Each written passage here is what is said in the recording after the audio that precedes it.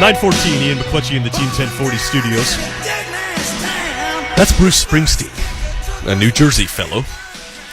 And it's apropos because we bring in Cory Schneider, the newest goaltender of the New Jersey Devils. Cory, how are you, sir? Good, guys. How you doing? We're good, thank you. So it's been a few days since this trade came down. Have you come to terms with it yet?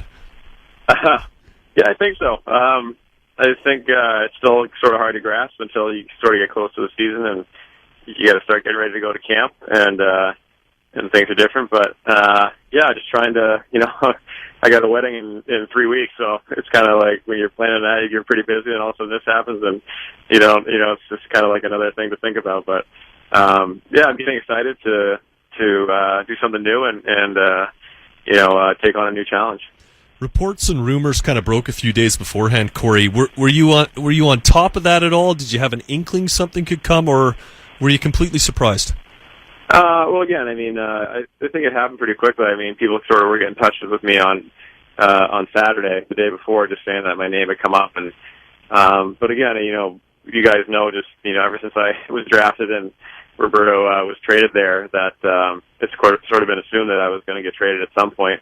And then we had thought that had changed last year.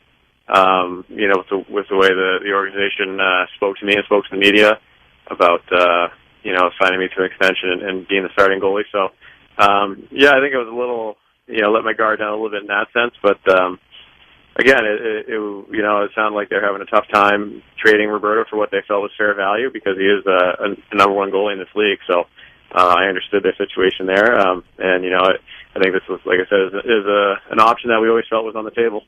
That being said, though, Cory, like you mentioned that last year you kind of thought you'd maybe turned a corner, so to speak, being named the starter. Was there a bit of, I don't think anger is the right word, but is there a bit of, hey, I want to show the Canucks, they said one thing and they traded me, I've got something to show them now? Well, yeah, again, it's a little naive to believe that you're going to spend your entire career in one place. You understand guys come and go and change teams and move around all the time. I don't think you actually realize that until it happens. So, having been drafted there in 2004 and spending 9 years in the organization, you're pretty invested, and you have a lot of close bonds with the guys on the team and the people in the organization and the city itself. So, yeah, to kind of be invested like that and then sort of somewhat unexpectedly pick up and move, it's a bit of a change. So, it is a business, and I thank the Canucks and the city and the fans for everything they did for me. I really enjoyed my time there, but I'm more focused on playing well for New Jersey than trying to show anybody up in Vancouver. Yeah, have you had a chance to chat with Roberto since this all went down, Cory? Not really, not over the phone, just some text messages here and there. So yeah, we've been in communication throughout all this and trying to help each other out or giving each other any information that we've heard. But again, it was pretty quiet on all fronts. And, he or I heard much of anything leading up to it. So I think he was as surprised as I was. And again, it's kind of the way teams operate in secrecy, and I suppose they don't owe you anything. It's sort of, it's their call what they want to do with you. But yeah, we were, like I said, we were a little surprised that how this went down. You think there'll be any, and I know this is all hypothetical, Cory, but you think there'll be any issues with Roberto coming back to the Canucks? You think he'll be able to put this past year behind him and be the starter he needs to be? Well, again, I've never wavered in my belief that he is an extremely good goalie and a number one goalie. And it was, obviously tough for him to not play as much as he would like last year, but he was tremendous throughout all of it, with me, with the media, with our teammates, everything. So,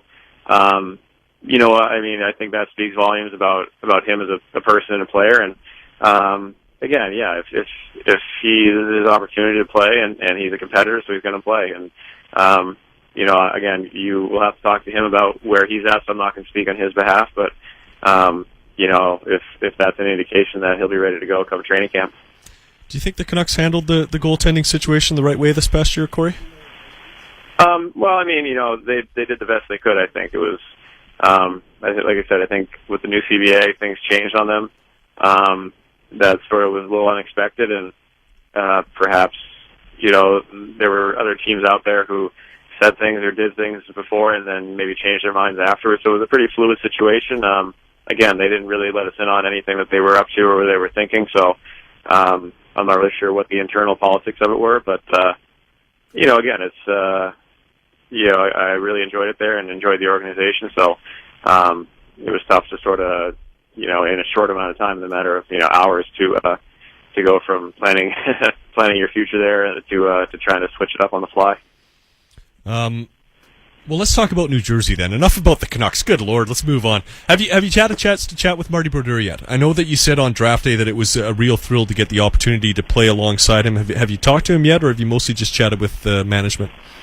I really haven't heard a whole lot from them either. I know this is a busy time of year with the draft and free agency, probably busier than usual, so I know they have some bigger fish to fry, but I spoke briefly with Lou Lamoriello right after the trade happened, and he was very excited, and Pete DeBoer, the head coach, gave me a call, and we haven't talked in depth about anything, but I think there'll be time for that the upcoming weeks, and we still have some time before camp. But Marty actually sent me a text tonight of the draft and the trade, and which I thought was a great move on his behalf, just saying welcome to the team, and we're excited to have you and look forward to working with you. So I don't know him personally, but everyone who's talked about him has just raved about his character and obviously his ability. I've been watching him since I was growing up playing, being a goalie, and he's the best there is. So again, it's going to be a fun opportunity to learn from him because he's pretty much seen everything there is to see it in the NHL. Is it a little daunting as well, perhaps? Like you just said, he's the best that's ever been. Is a little bit in the back of your mind kind of going, okay, I'm here to eventually replace this guy? Is that a little bit of a daunting thought in your head? I don't think so. Again, it's, coming from Vancouver where, the scrutiny is pretty high, where I was supposed to be the guy to replace Roberto Luongo, another one of our generation's best goalies. You kind of just learn to live with that and the expectations, so it doesn't change. I put higher expectations on myself than anybody else can. So, I think I said this before, that you're not going to replace Marty. I don't think anyone's going to do for that team in that region and hockey in general what Marty Brodeur has done in the past 20 odd years. So, I think if you try to look at it in that way, it becomes daunting. But for me, it's about coming in next year and working hard and showing them that they made the right choice and trading for me. Yeah, he's got 669 total wins with the Devils. You got a little ways to go to catch that, don't you, Corey? I was going to say, I think I have about 669 saves in my career, so I have a long way to go to catch that. Well, you're from Boston, Corey, so you're awfully a lot closer to home here. Your family must be thrilled. Yeah, I've been getting a lot of messages from friends and family in the area who they're very excited to have me back east, and we have friends up and down the Eastern Seaboard, and just logistics of it would become a lot easier getting from Boston to New Jersey rather than Vancouver. So I